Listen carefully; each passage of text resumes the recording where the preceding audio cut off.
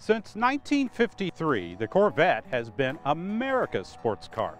No other car has captured the imagination of American car owners. Corvette owners have a kindred spirit of ownership, making the National Corvette Museum their mecca to come home to.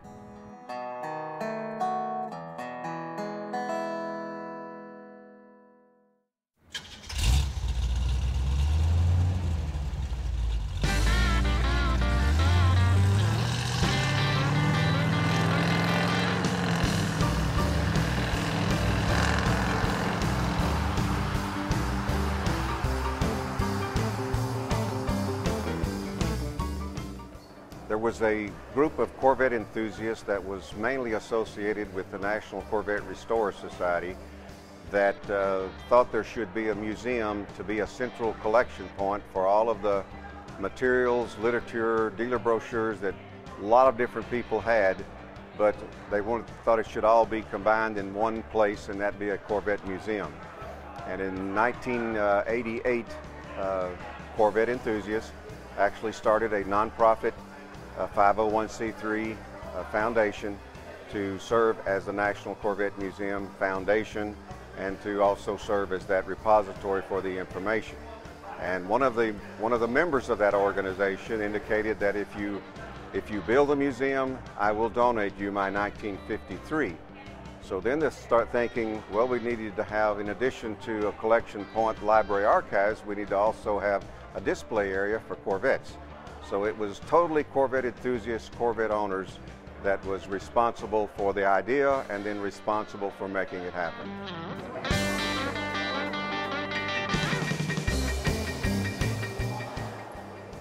Today's actually the second day of the C5, C6 Bash.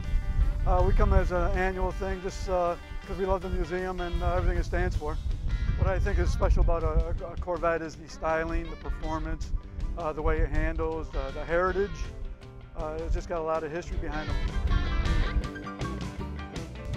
It's an American icon. Cars first started in 1953 and they went through generations of car lovers, and it's still the American dream to own a Corvette.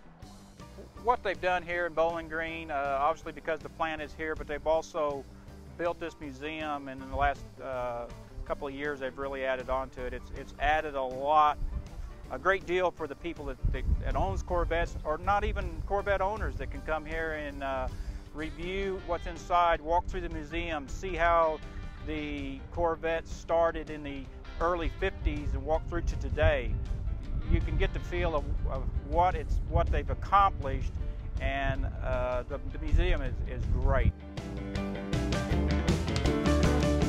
Obviously, as you figure out, be the worst part of your tour, having to listen to me. So first off, I'd like to welcome you guys and gals to the National Corvette Museum. Tell you a little bit about the museum. We opened Labor Day weekend of 1994, so a little over 15 years old. We are a non-profit organization. The museum is supported by the admissions revenue. We have a Corvette store here that's very successful.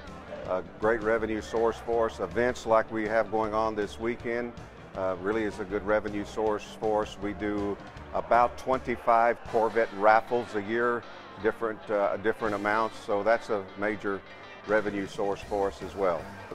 All of our raffles are online at the Corvette Museum website, www.corvettemuseum.org, and probably about 80% of our raffle tickets are sold through the website and online.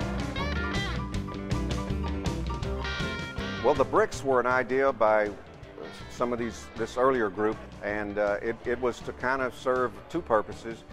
One is a revenue generator, but also as a memorial type area, both for friends that may have been passing on, but also for folks that are active in the Corvette community. They can have a permanent area with that brick that's going to be here forever and outlive them, and be a statement to the world that, hey, I'm part of this National Corvette Museum.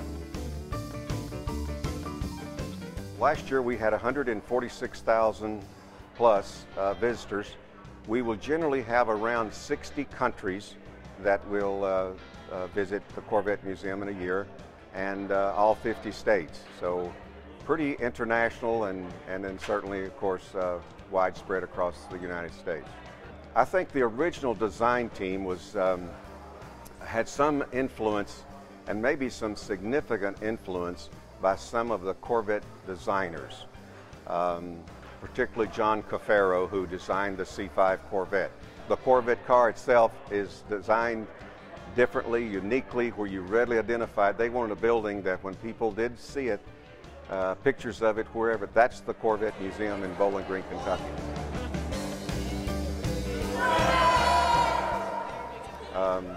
Our next major project for the future is a motorsports park. We have purchased 70 acres across the interstate, and we have an option on another 400. And we're looking to have a 4-mile road course, a quarter-of-a-mile drag strip, a 10-acre autocross skid pad area, and a mile karting track, along with several improvements, tower, classrooms, etc. like that. Our focus will be on education and driver training, and of course a place to exercise Corvettes, but also other models. It'll not be limited to Corvettes, but we're working on that. We're looking for funding on that. We're looking for sponsorships on that. But we're hoping to break ground on that in the next couple of years and have it a reality in the next, say, 3 years. When I'm asked what year is my favorite, I always say that the current year, the one that's coming off the line at the Corvette assembly plant right at this minute.